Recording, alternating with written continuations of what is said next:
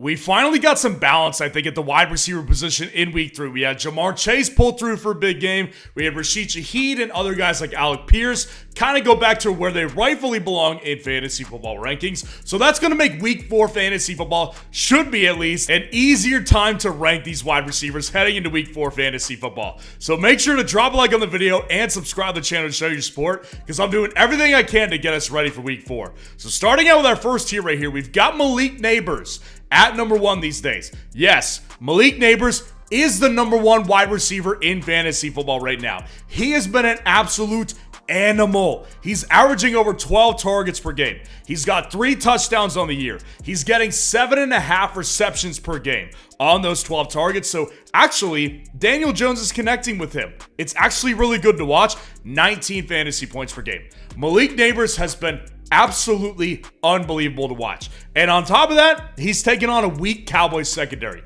Absolutely, I said it, it's a weak secondary. They've been exposed, officially. They have been exposed. So in New York, it feels really weird to have Malik Nabers here, especially since he's a rookie at the number 1 spot, but he deserves it. Malik Nabers at number 1 this week versus the Dallas Cowboys. Nico Collins, Justin Jefferson, Rashee Rice also in the same tier. These guys, you can kind of shift them around however you want to. With Nico, he obviously had a little bit of a down week along with the rest of the Texans in week 3, but the reality is Nico still got 10 targets in that game. And he really was the best receiver for CJ Stroud, and he still is that big play guy and really the possession receiver on top of it. So versus the Jacksonville defense that just got absolutely torn to shreds versus the Buffalo Bills, it's a far cry from what they just faced versus Minnesota. Justin Jefferson has been elite himself. The only thing that really does concern me, maybe long-term with Justin Jefferson, is that his targets per game are just not that high. 7 targets per game through 3 games. It's okay, but it's not spectacular, and it does indicate at some point there probably might be a downturn in production. Now, of course, Justin Jefferson is an elite player, but he is taking on the Packers this week, and that does give me pause a little bit with the matchup against Jair Alexander, who has historically done pretty well against Justin Jefferson. But of course, Justin Jefferson has been elite. He's going to continue to be elite, and I do want him here at the number 3 spot. And then with Rashee Rice, it's time to put him where he belongs. Rashee Rice belongs in tier 1. This dude has been incredible. At the Los Angeles Chargers this week, listen, divisional matchup always scares me, but the reality is Rashee Rice has been absolutely fantastic. Almost averaging 10 targets per game, had a massive game in week 3, 17.6 fantasy points per game. He's doing what Travis Kelce used to be for Patrick Mahomes. That's what Rashee Rice is these days. So it's time to acknowledge Rashee Rice is a top 5 guy. I want him in tier 1 as well. Now, dropping out to our next tier right here, I've got CeeDee Lamb. CeeDee Lamb's been fine. That's just the word for it. He's been fine. 8 targets per game. Only 4 catches per game. 11.6 fantasy points per game in half PPR format. That's fine numbers. Just okay. And against the Giants this week, I like the matchup, but the reality is CeeDee Lamb has not been very consistent this year, so far at least for the Dallas Cowboys. There's been a lot of Jalen Tolbert. There's been some Turpin action. There's been some Cooks action. Not a ton of consistency there with CeeDee Lamb. He's been consistently their number 1 target, make no mistake, but he's not getting the massive boom games like he did last year. And that's because a lot of what I said in the offseason is coming true. These defenses are working to keep him minimized as far as his production goes at the very least, since they know they can't stop him fully. So against the Giants divisional matchup, I like the potential that he has a breakout game, but I've got to be lower on him at this point. Jamar Chase comes out, does exactly what we needed to see from him against the Washington Commanders. Bengals didn't win the game, but Jamar Chase was excellent. Over 100 yards receiving, 2 touchdowns. This guy's going to be fine. Against the Panthers, I like the matchup here. I think Jamar Chase and the Bengals get their first win, and I think Jamar Chase is a big part of it. Welcome back. You are safe and sound here at number 6. Amon-Ra St. Brown rounding out the tier versus the Seattle Seahawks. Listen, with Amon-Ra St. Brown, he's also been okay. And really, it's just crazy because, the numbers indicate they should be better. Over 10 yards, over 10 targets per game. 7 receptions per game, but only 12.4 fantasy points per game. And last week, if you actually watched that game, they forced a touchdown into him.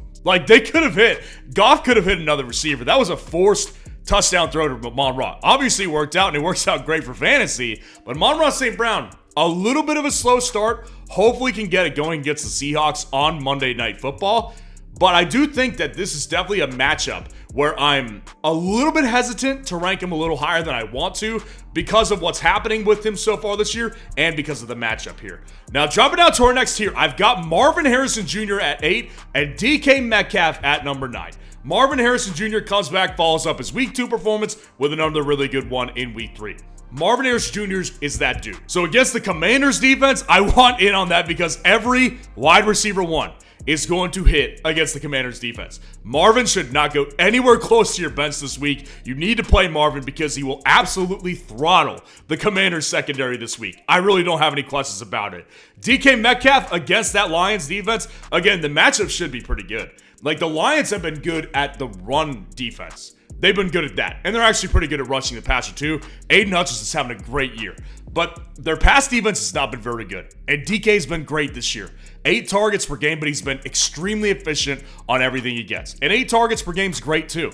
15.6 fantasy points per game in a half PPR format. I'll take that against this secondary. And just the reality is that there's still so many. It's a week-to-week switch with Tyler Lockett and Jackson Smith-Njigba. The one consistent guy has been DK Metcalf, so he's comfortably here at number 9. Mike Evans and Chris Godwin back-to-back at 10 and 11. Now, you have to understand this. When I rank these two guys back-to-back here, it's not that I'm saying that they're both going to be top 12 wide receivers. Absolutely not. You really haven't seen it since week 1. But the reality is that they both have the potential to do it, and I think that they are both great plays in fantasy football that I want to play versus this Philadelphia Eagles secondary. Now, I personally believe this is going to be a Mike Evans bounce-back week. I think it's going to be a good week for Mike Evans. I think Mike Evans, we know exactly what he could do. It's not that the player's the problem. It just has been Chris Godwin has been really consistent. And that's why I think Godwin's a great play at this point. But I do have a feeling this is a Mike Evans game. Just kind of a gut call on my end. But I think either way, they're both top 12 options. And again, not that they're both going to be top 12 guys, although they could. But I do think they're both great plays. They're both top 12 plays in my eyes. And that's why they're rounding out this tier. Now, dropping down to our next tier right here, I've got Juwan Jennings at number 12. Yes, this is sustainable, at least in the short term. It is sustainable in the short term. Versus the New England Patriots, I like the matchup here. I think they're going to be able to do well against the New England Patriots. But I will say the 49ers are bailing water right now. It's not just McCaffrey, who, by the way, is seeing a specialist in Germany. It's not just Deebo Samuel, who probably will be out again this week. Ayuk looks bad. And on top of that, Brock Purdy, day-to-day, getting an MRI on his back as of the time of this filming. Now, you may be watching it, and he may be okay. But I will say, you need to watch this one. Because Juwan Jennings, if Purdy is there, he's going to be fine. He's going to be really good. He's been the best guy out of those, really, of course, out of Brandon Ayuk. But he's been really consistent all year, and he's always involved. So give me those target opportunities versus the Patriots defense. I know we could take advantage of. So if Brock Purdy is healthy this week, Juwan Jennings is a top 12 guy. And then rounding out the tier, Devonta Smith and Tyreek Hill. Listen, Devonta Smith has a concussion that he's dealing with. He got hit pretty good in week 3, so I don't know if he's going to be ready for this game. Reality is, if he is ready, I want a piece of him. Tampa Bay's defense, not very good. Their secondary is banged up and just really not that good as a result of not just being banged up, they're just not very good in general. Devonta Smith without A.J. Brown, possibly another week. I read that A.J. Brown could come back, but they have a week 5 bye week coming up, so it would not surprise me in the least if they just go ahead and sit A.J. Brown for another week. I think that's very likely they do that. Now, if Devonta Smith doesn't go, A.J. Brown probably goes around this area for me. But Devonta Smith, if he plays, I do want in on him, but you have to watch this one because he is dealing with a concussion. Now, Tyreek Hill at 14, gotta drop him a little bit more. I still refuse to believe that Tyreek is going to be really bad every week without Tua. I don't know if it's going to be his week this week. Like, the matchup is okay. Against the Tennessee Titans, I think he can handle it. He can handle anybody. He's not a matchup. He's a matchup-proof guy with Tua. The question, like I said, is when is his big game without Tua? Because that is ultimately the question that I have with Tyreek Hill. But I just refuse to believe that every game without Tua is going to be bad for Tyreek. They're going to work to get him the ball in any way, shape, or form because in reality, that's the only way they have to win. They got Devon Achane shut down last week against the Seahawks. they know they have to come into this week putting a massive emphasis on getting Tyreek the ball. So I'm still playing Tyreek in a lot of leagues. I'm still going to play him 8 times out of 10, but he has to drop down here to wide receiver 14. Now, dropping down to our next tier right here. New face in a new place. Deontay Johnson at 15 and Chris Olave at 16. Deontay Johnson with Andy Dalton, that is a match made in heaven, I guess, because they ripped up the Raiders defense. Obviously, I discussed it on what I got right and wrong on that live stream. Go back and watch it if you haven't watched it. It was a very cathartic session, but Deontay Johnson was outstanding. And it really, the reason I like it again is because he's been the clear number 1 target throughout both quarterbacks. Like both with Bryce and with Andy Dalton, he's the number 1 target. Add on top of the fact that Adam Thielen ended up pulling a hammy, he's going to miss this week for sure. Probably more time after that. So against Bengals' weak defense and weak secondary, I like the matchup again because they've already confirmed Andy Dalton's a starter and Deontay Johnson should rip up that Cincinnati Bengals secondary. Chris Olave at 16. At the Atlanta Falcons, comes back, has a good week, right? Like, I was never really worried about Olave, and I think he's a really good option again this week. Now, I will say the one thing that sticks out like a sore thumb, this dude's not even averaging 5 targets per game. Now, that's definitely a concern because he's basically averaging around the same amount of targets as Rashid Shaheed, but it's more consistent to count on because there's a lot of possession receiver throws that he's getting. He's still the number 1 target and the number 1 weapon as far as out of the receiver group, and his targets are just higher percentage than Rashid Shaheed's since he's a downfield guy. So he's catching 4 passes out of the 4.5 targets that he's getting on a per game basis because they're all high percentage throws. So it does worry me because the Saints are just not passing the ball much, but it does make me feel better to know that Olave is in good position because he is in a situation where he's getting high percentage throws. So against a divisional opponent at the Atlanta Falcons, I'll take this matchup here, who just got ripped up by Rashee Rice, by the way. Davante Adams at 17 and Stephon Diggs at 18, rounding it out. So with Davante Adams, again, what we saw last week, that's what we're going to see a lot of. This guy will be streaky because of the quarterback play. Now, I read they may make a quarterback change to Aiden O'Connell. That's not exactly an upgrade, guys. This has been my problem with Davante Adams all offseason, and now it's leaking into the season. Has a great week 2 against the Ravens, has a horrible bad game against the Panthers. Not horrible bad, but compared to what we know he's capable of, not very good. He's not happy. 9 targets per game is going to keep him inside the top 20 for me, but this situation is not good. And this matchup this week against the Cleveland Browns, I don't think is particularly great. And I just think the Raiders are an abysmally run team at this point, and they have no idea what they're doing at quarterback. At 18, Stephon Diggs at this point has separated from Tank Dell. He has. Just based on targets, just based on effectiveness on those targets, he has separated. Versus the Jags this week, I love the matchup, obviously. Jags defense is garbage. And on top of the fact that it's very similar to the Chris Olave and Rashid Shaheed argument, which is that Stephon Diggs is getting a lot of high percentage targets. He's getting a lot of throws like near the line of scrimmage. He's getting a lot of goal line routes. That's why you're seeing him convert on more than 6 receptions out of those 8 targets. Like, that's the reason why, is because he's getting high percentage throws. So it's not that he's going to get in the end zone every week, but this week against the Jags, I'm going to roll the dice on that matchup 100% of the time. Dropping down to our next tier, Garrett Wilson at 19 and Drake London at 20. You know, it's really funny. I prefer Drake London. Like, if I was trading for one of those guys, I'd much rather have Garrett Wilson. In fact, I would trade Drake London high and get Garrett Wilson. But the reality is, like, if you actually look at their numbers, like, they're really not much different. Garrett Wilson, Drake London, they're basically averaging around the same amount of fantasy points. And Garrett Wilson, the difference and why I like him better is because he's more involved and more consistently the number 1 target in his offense here. So Garrett Wilson, I do think that the matchup this week against the Denver Broncos is the reason why I have to put him down this low. But make it clear, I prefer Garrett Wilson over Drake London because he's just more consistently their number 1 target. He's just being taken out of games. And this week, the only receiver who Pat Surtain has really lost to has been George Pickens this year. He's locked up everybody, basically. So I don't love the matchup, whereas Drake London, matchup's not great for him either. So I don't think he's in a particularly great spot this week. And if you really look at Drake London, like, he's averaging more than 6 targets per game. The problem is that he's not getting if there's a breakdown, right, and the play breaks down, Kirk Cousins is looking for Darnell Mooney. Like, that's his guy that he's preferring to go with on those breakdown plays.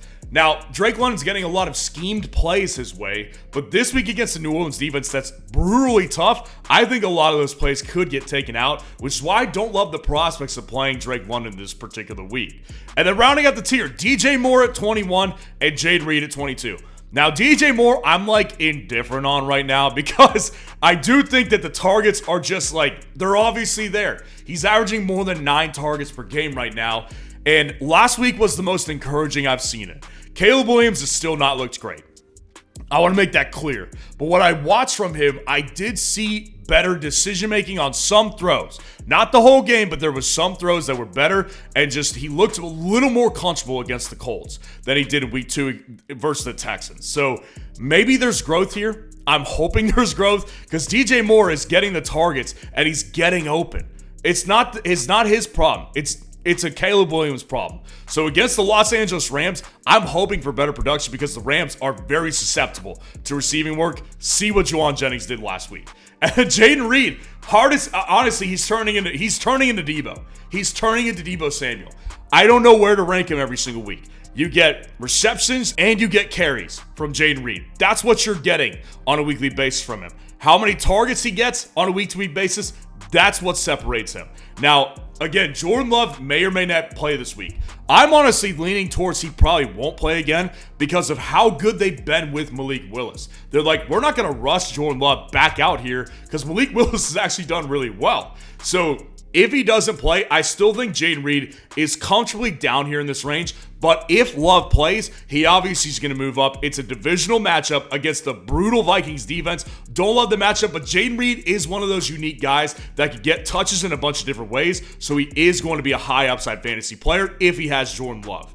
Dropping down to our next tier, Amari Cooper at 23, Ayuk at 24, and T. Higgins at 25. Amari comes out, has a big week. Now, he is a little bit banged up, so we'll have to keep an eye on this one. But against the Raiders defense, I love the opportunity, right? Like, the opportunity is great. He obviously has a massive game against the Giants. There still is a problem here, and his name is Deshaun Watson. Like, that's not going away all of a sudden. It didn't go away against the Giants. It's not going away against the Raiders. But the reality is, Amari, again, similar to DJ Moore, over 9.5 targets per game is what he's getting. He just finally had a big week. I like the chances that he could do it again against the Raiders defense, but obviously due to bad quarterback play and just the streaky nature with Amari Cooper, I don't feel much comfortable having him any higher. And then Brandon Ayuk, he's been bad. I mean, it's hard for me to put him outside the top 30 because of all the missing weapons they have. I mean, he's forced to be involved in this offense. As bad as he's been, I think the matchup against New England's good. And again, if Purdy misses, he might drop outside the top 30. But if Purdy plays, then Brandon Ayuk has to be in here because of importance to the offense.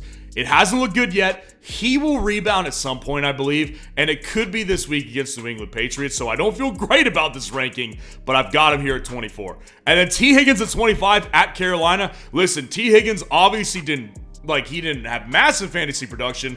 Reality is, dude was targeted quite a bit, and he actually had 2 near touchdown plays. Like, he caught a really nice one-hander down the sidelines, almost scored on that one, and then he just he didn't get a second foot down in the back of the end zone earlier in the game. T. Higgins had lots of opportunities, though. He's going to be fine.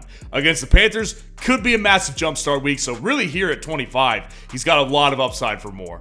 And then dropping down to our last tier, Calvin Ridley at 26, Jameson Williams at 27. Now with Calvin Ridley, you're going to see this with Ridley because it's similar to Amari. It's similar to DJ Moore. He's the number one by far, but there is a problem, and his name's Will Levis. He's not good. He's not very good. Now, sometimes he can connect. Sometimes he will connect. And that's why Calvin Ridley really can't leave the top 30. And based on what Miami's defense got ripped apart by DK Metcalf and company last week, I think it's possible that they hit a big play. Really, that's kind of what we're depending on, though. We're depending on a big play from Calvin Ridley because it's not consistent. So I am worried about Ridley. I do think his upside in this matchup is good, which is why he's still inside the top 30. And then Jameson, last week was the down week for Jameson, obviously, and it's what I was expecting. But I will say I wasn't expecting it this week. The reason why I think Jameson's still inside the top 30 is because the target share is still there. Now, last week he was barely looked at, right? And I said this earlier in the week. The reality is, when you think about it, Detroit's got so many options to throw to, right? So it's like you can't consistently target Jameson Williams 10 times a game, or else Sam Laporta won't get any work. Now, Laporta's got a low ankle sprain. Maybe he plays, maybe he doesn't. But I like Jameson Williams' potential rebound this week against the Seattle Seahawks defense, where I'm sure there's going to be a lot of emphasis on Amon-Ra St. Brown this week. Zay Flowers at 28, Tank Dell at 29, and Tutu Atwell at 30. Now, Zay Flowers, this is just the problem. We're going to see it with Zay Flowers. There's low passing volume in Baltimore. You know, Mark Andrews didn't do well either. Neither did Likely. Zay Flowers was the best of the bunch, and he didn't do very good either. So Zay Flowers, out of the main targets, he's still gonna get lots of targets. He's averaging more than 8 targets per game. The reality is they're all close to the line of scrimmage, and he needs a big downfield play. Against the Bills, I like the potential, but I do have to put him back here just because the floor is ultimately really low with Zay Flowers if he doesn't hit on a big play, and the Bills defense is really good. Tank Dell, again, I love the matchup against the Jags. He can't lead the top 30 because he's still involved. He's getting over 5 targets per game, and it just hasn't hit yet. One of these days, he will hit, and he will hit big. It will happen. Tank Dell's not a bad player all of a sudden. He's a good player. It just has not hit yet, and I do think the Jags, again, could be a really good jump start for Tank Dell this week, so I'm interested to see what he does this week. And then Tutu Atwell at 30. Tutu Atwell proved to be the most involved receiver for the Los Angeles Rams.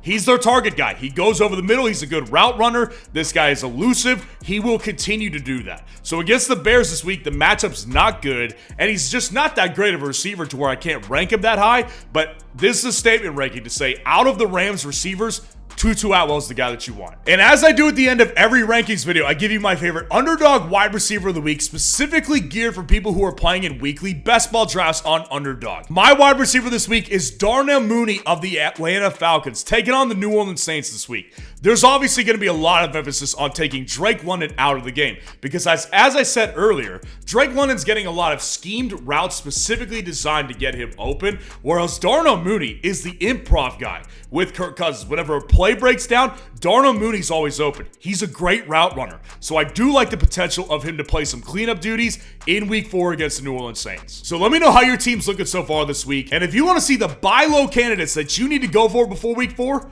click on this video right here.